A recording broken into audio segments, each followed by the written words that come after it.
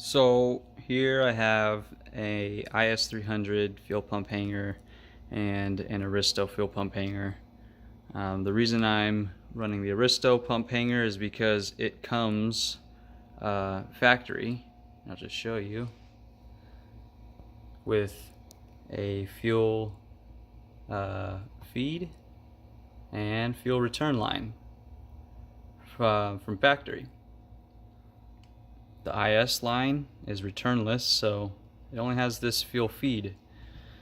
When you do the swap, you need a fuel return so that when you're letting off throttle while under boost, it has somewhere to dispense the extra fuel, so it puts it back in the tank. The Aristo, like I said, comes factory with a fuel return line already attached to it. The size is the same between both hangers. The cover, see how it's got these like little indents or these little nipple things on them? The cover that secures the pump down goes over these holes, or there's holes in the cover and these pass through it.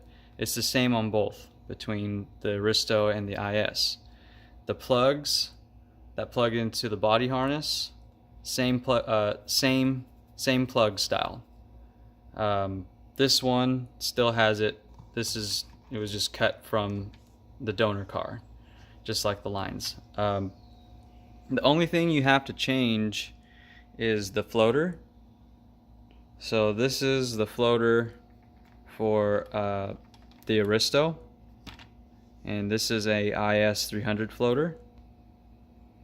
And I already have the IS taken apart.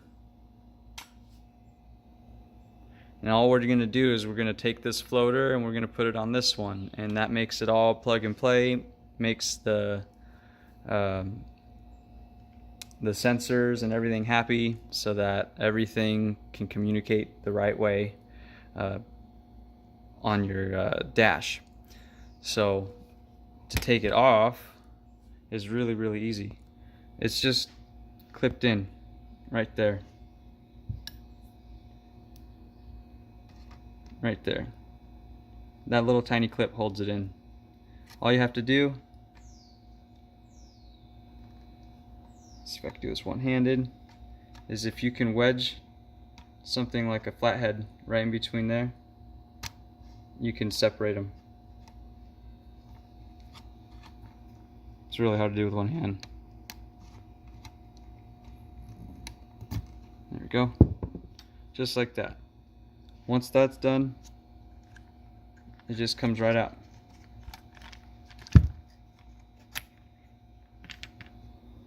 Easy. So we'll discard that. We don't need it. Use the IS300 one.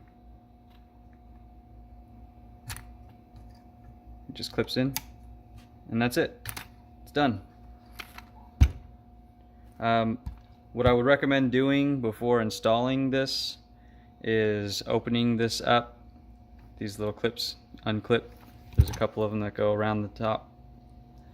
When you do that, the whole thing, you can separate it. That'll come out.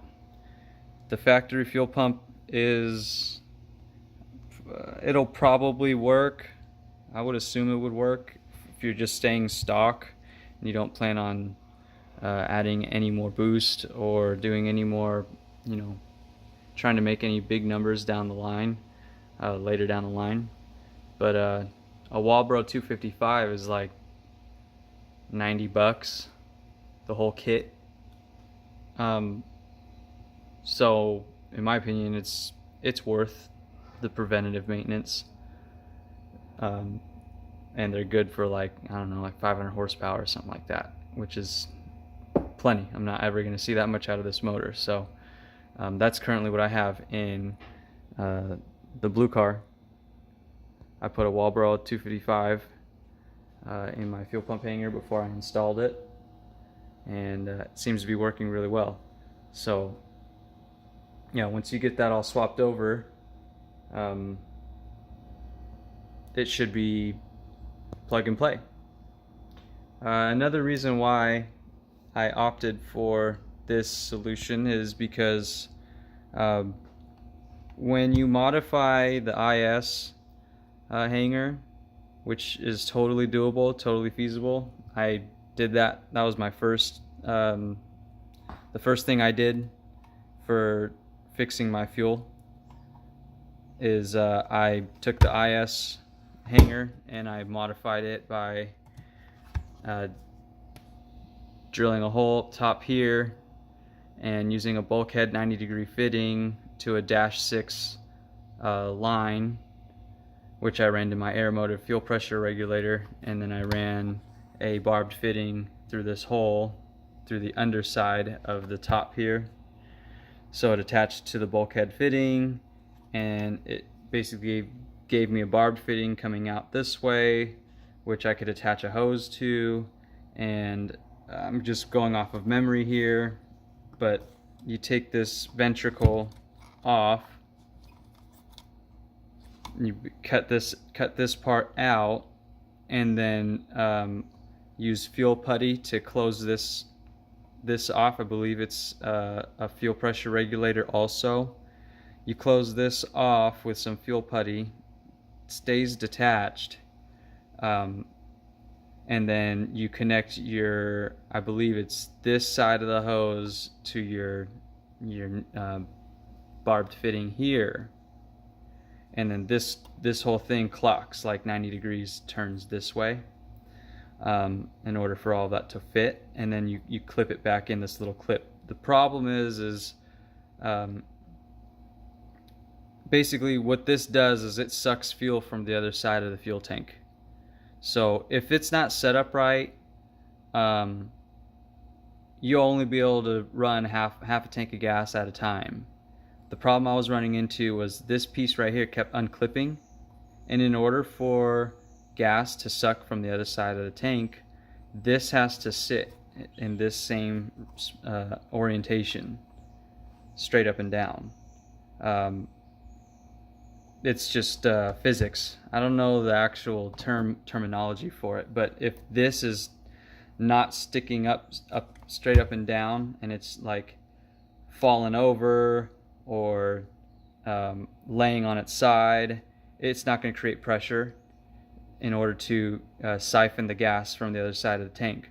So the issue I kept running into was this piece kept getting loose and not sitting straight up and down like I needed it to, so I kept running into fuel problems where I could only run half a tank of gas.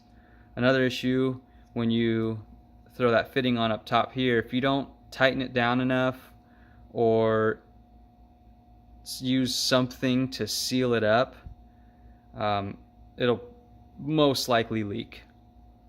Another problem I ran into, I was leaking.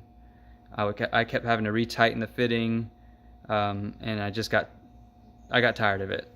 So I opted for this Aristo swap. As you can see, it's a little bit different side by side, just a little bit. Has this hose here. I'm assuming this has to spit the fuel back into the tank from your fuel return, and then yeah, this will hook right back up to the siphon hose on the other side of your tank. So yeah, there's my long brief explanation of why I went with this route over just modifying the stock hanger. So hopefully that all helps out.